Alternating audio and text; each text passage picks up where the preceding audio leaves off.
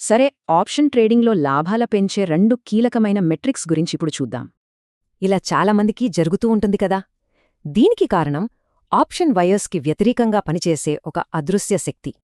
ఈ శక్తినే థీటా అంటారు. సింపుల్గా చెప్పాలంటే ఇది మన ఆప్షన్ విలువను తినేసే టైం అన్నమాట. అయితే ఈ కరిగే ప్రాసెస్ ఎప్పుడూ ఒకేలా ఉండదు. ఎక్స్పైరీ దగ్గరపడే కొద్దీ దీని స్పీడ్ బాగా పెరుగుతుంది. అందుకే ముఖ్యంగా వారం మధ్యలో మార్కెట్ మన వైపు ఉన్నా సరే టైం డీకే లాభాల్ని మాయం చేసేస్తుంది.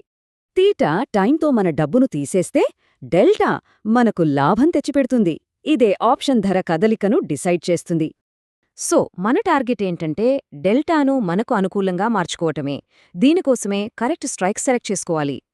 చూసారా, బయ్యర్స్కి సెల్లర్స్కి మధ్య టైం విషయంలో పూర్తి వ్యతిరేకత ఉంటుంది. వాళ్ల స్ట్రాటజీలే వేరు. విన్నింగ్ ప్రాబబిలిటీ చూస్తే సెల్లర్స్కే ఎడ్జ్ ఎక్కువ, ఎందుకంటే వాళ్లకు టైమే డబ్బు సంపాదించి పెడుతుంది. ఇది చాలా కీలకమైన మైండ్సెట్ షిఫ్ట్. భారీ లాభాల వెంట పడటం కంటే వచ్చే లాభం మీద దృష్టి పెట్టాలి. అసలు ఇంది మనీ ఎందుకు కొనాలి? ఎందుకంటే దానికి డెల్టా ఎక్కువగా ఉంటుంది. సో మన డైరెక్షన్ కరెక్ట్ అయితే లాభం కూడా ఎక్కువొస్తుంది.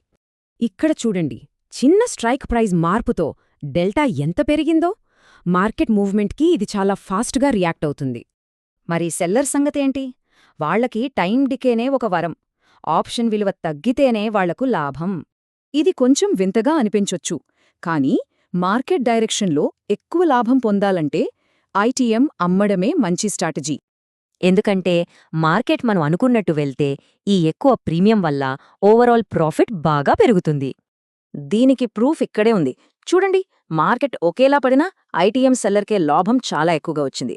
సో బయ్యర్స్ గుర్తుపెట్టుకోవాల్సిందేంటంటే టైం డికేని బీట్ చేయడానికి హై డెల్టా ఉన్న ఐటీఎం ఆప్షన్స్ కొనాలి. ఇక సెల్లర్స్ విషయానికొస్తే థీటా డీకేని వాడుకుంటూ ఎక్కువ లాభం కోసం ఐటీఎంని అమ్మడంపై ఫోకస్ చేయాలి.